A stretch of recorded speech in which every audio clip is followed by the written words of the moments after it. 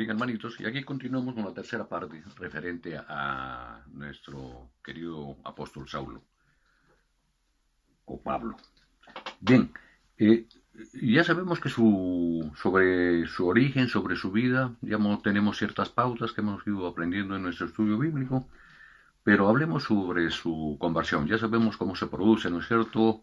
En esos momentos de esa persecución desatada después de la muerte de Esteban, él sacaba licencias, sacaba permisos ahí en Jerusalén, eh, muy celoso por sus tradiciones, por su conocimiento como fariseo, no estricto, y veía en los cristianos cierto temor, cierta, cierto celo, muy celo por lo que venía ocurriendo.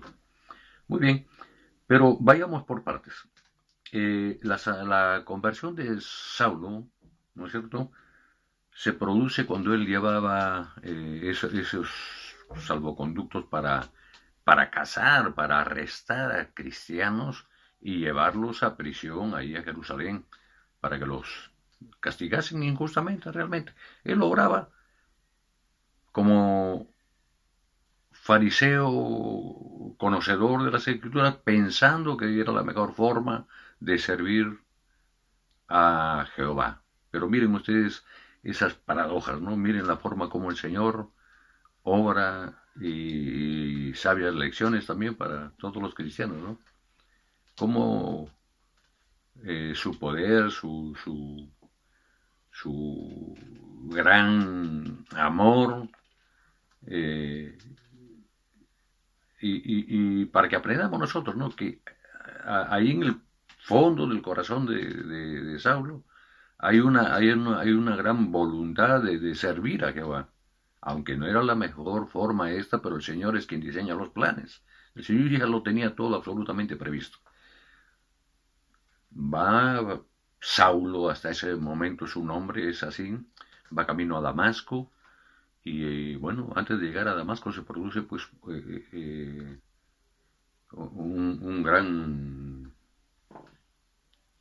un gran rayo luminoso, tiene un hecho de la forma como se presenta el Señor de una manera majestuosa, deslumbrante, y hace que, yendo Pablo por el camino de Damasco, cayera él al piso y se asustaran todos los acompañantes, ¿no? Y ya sin mayor detalle nosotros sabemos que es la presencia del Señor en ese momento que está tocando el corazón de Pablo para su conversión. Pablo queda ciego por 3 días y es llevado así hasta la ciudad de Damasco. Quedó ciego, no probó alimento por 3 días, y el Señor decide enviar ahí a Ananías, a un siervo, para que le diera mensaje a Pablo y para que le devolviera la visión, porque así es como está relatado en las escrituras, ¿no es cierto? Y es más, es bautizado por el mismo Ananías. Esto es un hecho realmente importantísimo. No vamos a entrar en mayor detalle por razones de tiempo, ¿no es cierto? Ya sabemos bien ahí en las escrituras cómo es que la expresión del Señor, Saulo, Saulo, ¿por qué me persigues? Pero vayamos directo al grano. Sobre su origen ya sabemos que Saulo fue un gran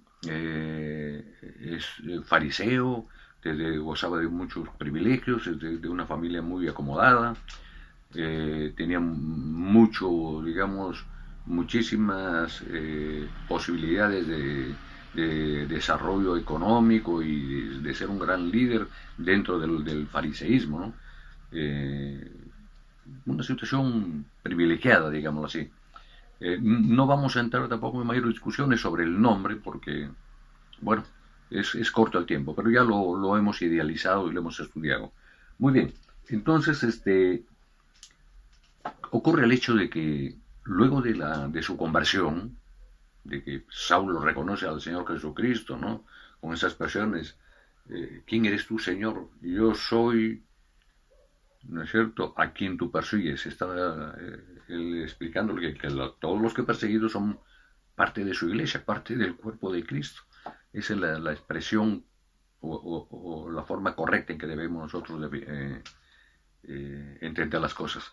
Entonces es llevado por el mismo Señor Jesucristo a partir de ese momento, una vez recobrada la visión y una vez se haya sido alimentado debidamente, es llevado a la región de Arabia durante 3 años. Y el Señor en espíritu está preparando ahí a su futuro embajador, sin lugar a dudas, a su futuro embajador, a quien sería el encargado de llevar el Evangelio al mundo de los gentiles, a los extranjeros, ¿no es cierto?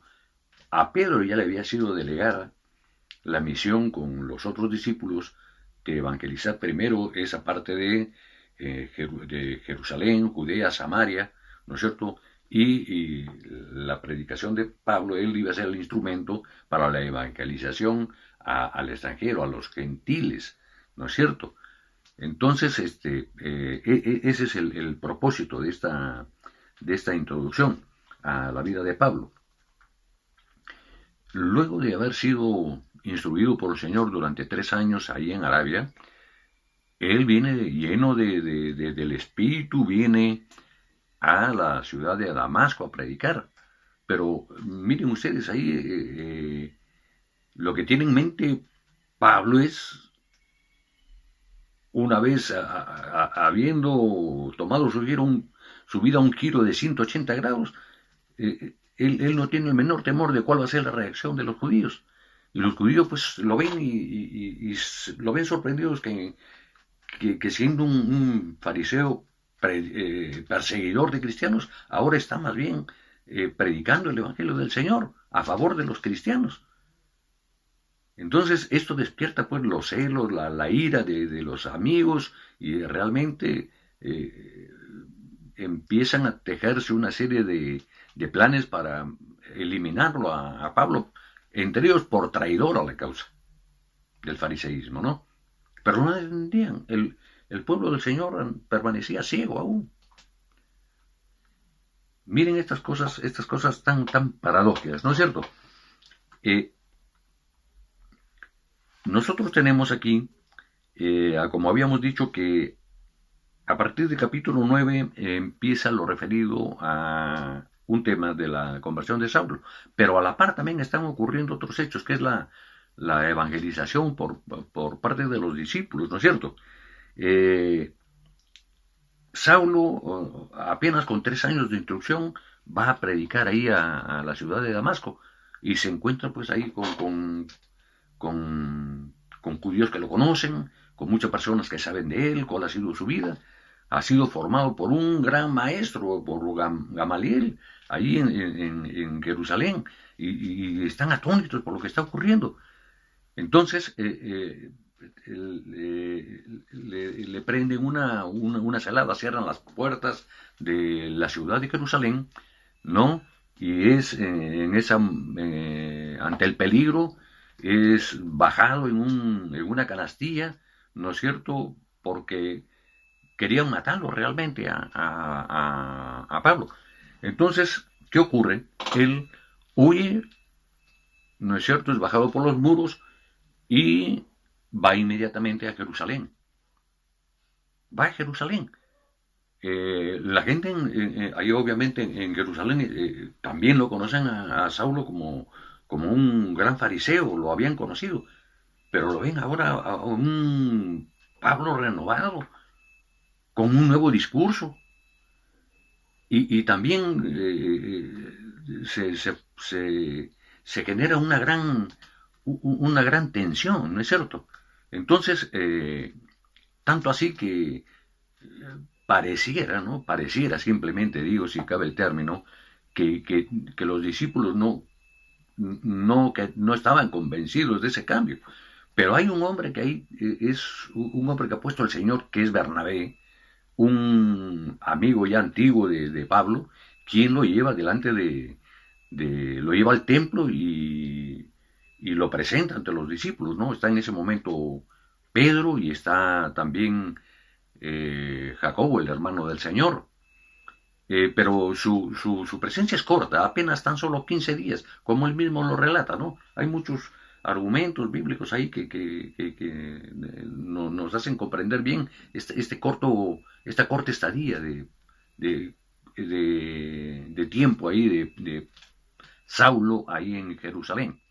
Entonces también le empiezan a tenderle una celada a Pablo, pero los hermanos, los hermanos cristianos lo sacan de la ciudad y lo llevan a Cesarea, a este puerto de Samaria, no sé, en la ciudad en la provincia de Samaria, y lo embarcan a su ciudad natal, que es ahí en Tarso de Cilicia. Ahí Saulo permanece durante 10 años. El Señor Jesucristo en espíritu lo está preparando. Miren la importancia, esto es un ejemplo para nosotros, la importancia de la preparación de Saulo. Ya había tenido 3 años desde su conversión, que fue llevado hasta Arabia, y ahora él va a su tierra natal, a Tarso de Cilicia, y permanece ahí durante 10 años. El Señor lo está instruyendo para la gran misión. Muy bien. Mientras esto ocurre, los otros discípulos, los escogidos del Señor Jesucristo, están en avanzada, están en la ciudad de Samaria. Está Pedro, está Juan, están Felipe, están todos los discípulos ahí en avanzada con la predicación del Evangelio, como había sido el encargo del Señor, ¿no? El mandato del Señor Jesucristo. Ahí tenemos un caso que podemos tomar, por ejemplo, como la curación de Eneas en la región de Lida por Pedro. Pedro haciendo milagros, está lleno del Espíritu Santo también, como todos los discípulos. Ahí tenemos también un gran milagro ahí en la ciudad cerca de Lida, en la ciudad de Jope. Ahí está la resurrección de Dorcas, una joven muy amorosa, muy amorosa de los cristianos y de gran labor de amor al prójimo. Entonces he solicitado a Pedro ahí para que hiciera algo por ella. Y Pedro, pues, como sabe bien, siente que está lleno del Espíritu y levanta a esta buena mujer, a Dorcas. También en ese interín es a sabiendas de lo que está ocurriendo la población ahí en Samaria, Pedro está sintiendo una cosa muy importante. ¿No es cierto que hay gran recepción del Evangelio del Señor ahí? El Señor ya ha destruido esas barreras. Ya los samaritanos están comprendiendo esa gran verdad. Hay muchas conversiones ya. Hay gran admiración y gran anhelo de escuchar la palabra del Señor. Ahí tenemos que es convocado por Cornelio. Miren ustedes, ya un oficial romano solicitando la presencia de Pedro ahí en su hogar. Es llevado, Pedro no se niega, siente que es su deber, y va y logra la conversión de Cornelio y de toda su familia y de muchos oficiales que lo acompañan ahí. Esto, por supuesto, ya es un resumen muy ajustado. Ustedes ya lo tienen que haber leído en casita con toda tranquilidad. Luego tenemos aquí ya el retorno de Pedro ahí a la iglesia de Jerusalén, donde presenta su informe dando cuenta de las grandes maravillas que está obrando el Señor, ¿no es cierto? Ya no hay distingo, ya el Evangelio es sin acepción de personas realmente, ¿no es cierto? Como dice la palabra. Y vemos también a la par ahí el desarrollo de la iglesia en Antioquía. ¿Recuerdan ustedes que desde la persecución, poco antes inclusive de la persecución o de la muerte de Esteban, ya había gran persecución contra los cristianos? Muchos de ellos fueron por el norte de Israel, a las ciudades de Siria, a Antioquía de Siria, a Damasco. Estaba ya creciendo ya el conocimiento de la palabra. Ya es ahí precisamente en Antioquía de Siria donde es por primera vez escuchado el nombre de cristianos, los del camino. Eso tiene una significación muy importantísima. ¿No es cierto? Ya son los inicios de la iglesia realmente, sobre la base del paganismo, hermanos, de los gentiles. La iglesia de Antioquía, Antioquía es la ciudad que toma como base Pablo, esa va a ser la ciudad estratégica para sus futuros planes evangelizadores, ¿no es cierto? Eh, Hay un hecho importante ahí. eh, Recordemos que Bernabé, su gran amigo, va movido por el Espíritu, va a buscar a Pablo, ahí a Tarso, porque Tarso ya, ahí está permaneciendo Pablo ya durante 10 años, y lo lleva ya como llevarlo a la labor del campo, y lo lleva a Antioquía, donde los dos predican el Evangelio con mucho éxito. Muy bien, se acompañan ahí durante casi un año realmente en la iglesia de Antioquía. Hay otro hecho importante que debemos rescatar aquí. Jacobo, el hermano de Juan, es muerto por orden de Herodes. La persecución sigue. Nerón está ahí atrás de los cristianos. Pedro es encarcelado, pero a la vez también es librado de la cárcel, ¿no es cierto? Ya este es un hecho que lo hemos estudiado en una oportunidad. Y viene aquí un hecho también que hay que recordar, lo que es la muerte de Herodes. Recuerden que Herodes tenía ciertos conflictos con la gente de Tiro y Sidón, tenía ciertos resentimientos porque habían seguramente algunas deudas pendientes por el no pago de una serie de provisiones que habían llevado de esa región de,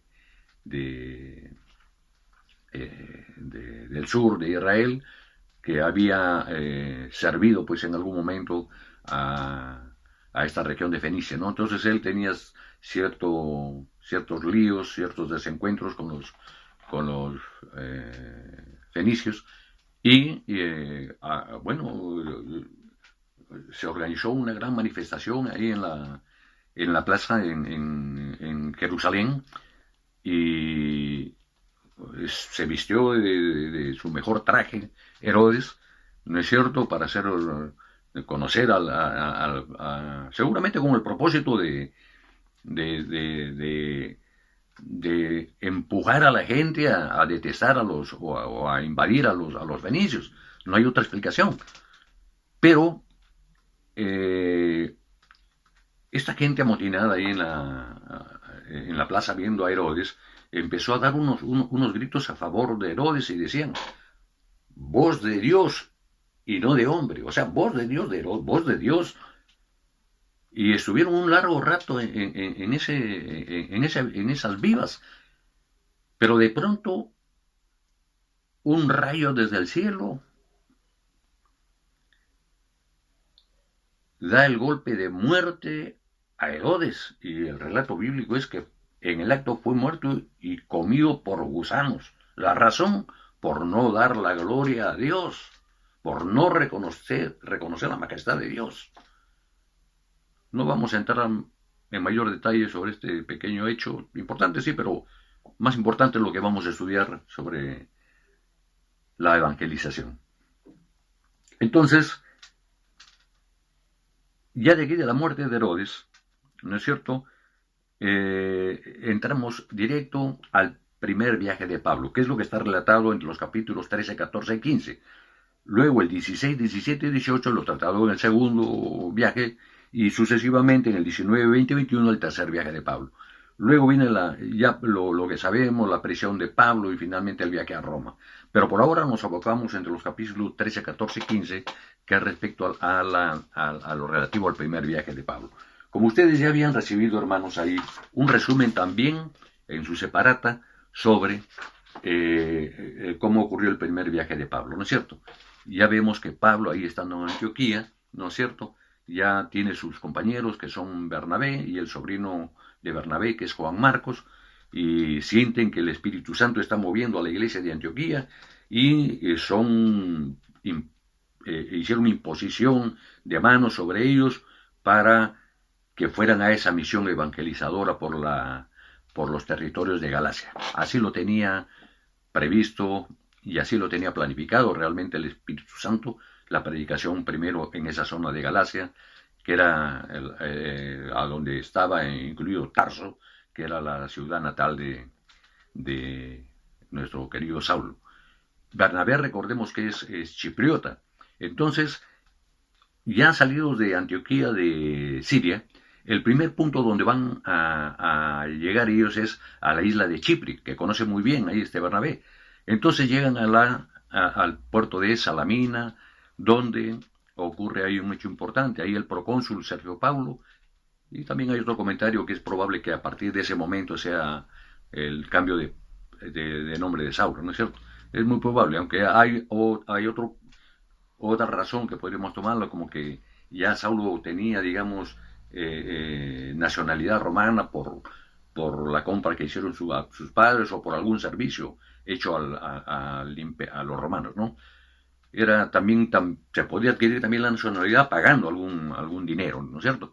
Bueno, no nos detengamos ahí, pero ya estamos en la misión. Predica en Salamina, en Chipre, y el procónsul es ganado también por el Evangelio. Pero previa a esto hay un pequeño ahí no desencuentro, sino una manifestación demoníaca, porque está ahí un mago llamado Bar Jesús, ¿no es cierto?, que trata de impedir que Pablo predicase el Evangelio al procónsul, a Sergio Saulo.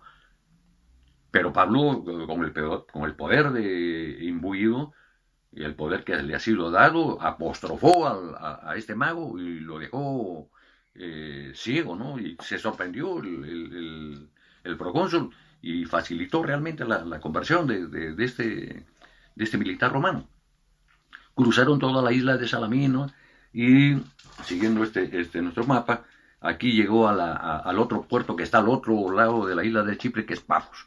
También predicaron ahí Pablo y Bernabé y lograron algunas conversiones, ¿no es cierto? De ahí, nuevamente por mar, y llegan a la ciudad al puerto de Atalía, en la ciudad de Perge.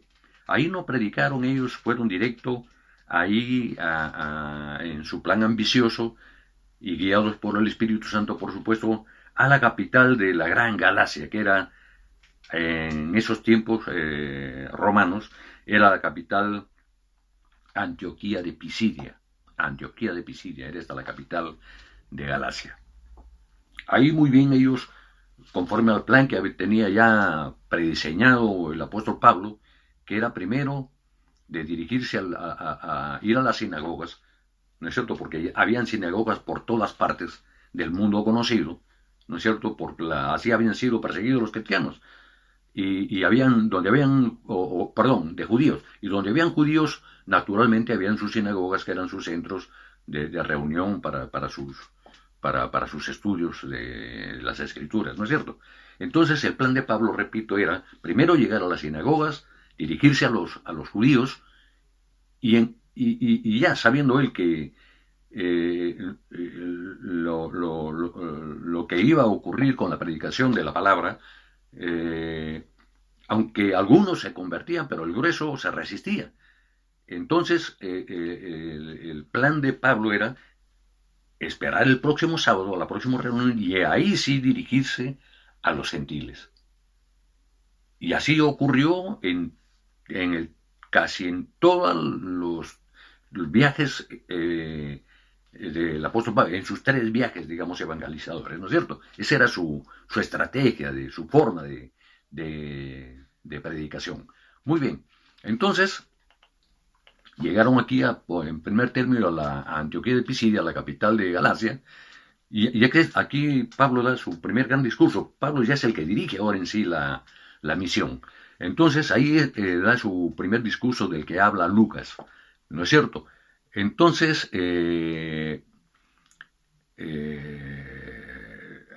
Pablo se centra en las promesas del Antiguo Testamento, ¿no es cierto? ¿No? Y les enseña que solamente por la fe es justificado el pecador.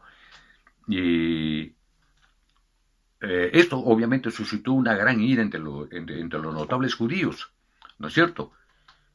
Pero convenció a muchos israelitas, sin embargo, israelitas piadosos.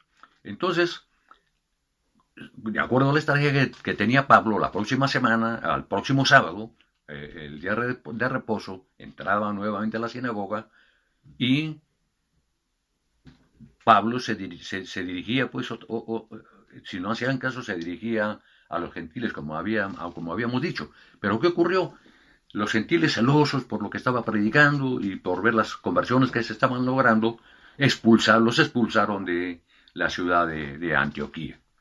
¿No es cierto? Esto es lo que ocurrió, así en síntesis, en esta primera incursión evangélica en la región de Galacia. Luego se dirigieron pues a Iconio, ¿no es cierto? En esta ciudad de Iconio sí lograron conversiones de muchos judíos y gentiles. No obstante, los judíos incrédulos se sublevaron y arremetieron contra ellos. Entonces no quedó más recurso que continuar a la predicación, a la siguiente ciudad. La siguiente ciudad era el camino a Listra. Recordemos que en Listra ahí vive una familia piadosa que nos recuerda mucho sus nombres, ¿no? La madre y la abuela de este gran Timoteo, que va a ser compañero del apóstol Pablo en su determinado momento. Al parecer, al parecer, aquí en esta predicación de Pablo, aquí en esta ciudad es donde Timoteo logra su conversión. Ya la madre y la abuela ya conocían, sabían ya eran cristianas realmente, ¿no es cierto? Entonces Pablo ayudó aquí, fue el elemento, fue el momento de su predicación que logra la conversión del querido Timoteo.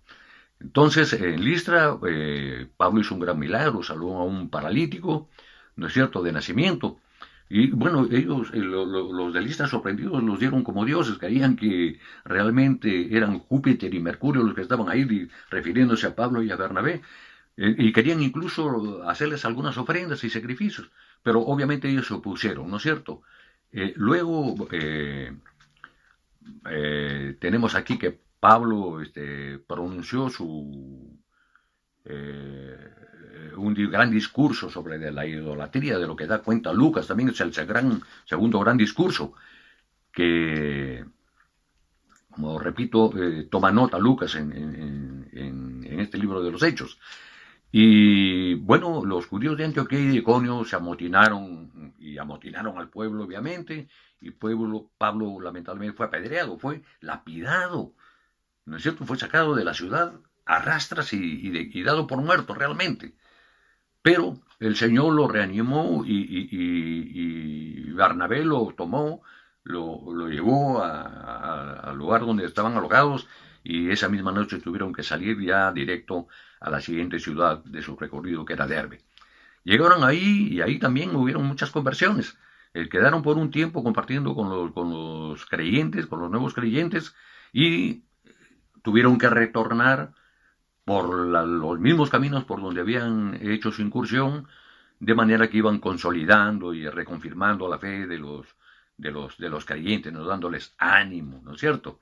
Eso es lo que ocurrió, recorrieron de vuelta Iconio, Derbe y Listra, y llegaron nuevamente a la ciudad, a la capital, Antioquía de Pisidia, retornaron a Perge, ahí sí recién predicaron ahí por unos días, no por unos días, pernoctaron ahí unas horas solamente y tomaron de ahí, conforme a lo relatado aquí en nuestro resumen, el viaje de vuelta a la ciudad de Antioquía, de donde habían partido. Ya no tocaron Chipre, llegaron a Antioquía y luego en Antioquía se encuentran ahí con un ambiente un poco raleado los ánimos, porque ya hay serias discrepancias en cuanto a que si los nuevos cristianos, si refiriéndose a los judíos o a los gentiles, tendrían que cumplir con la ley o no.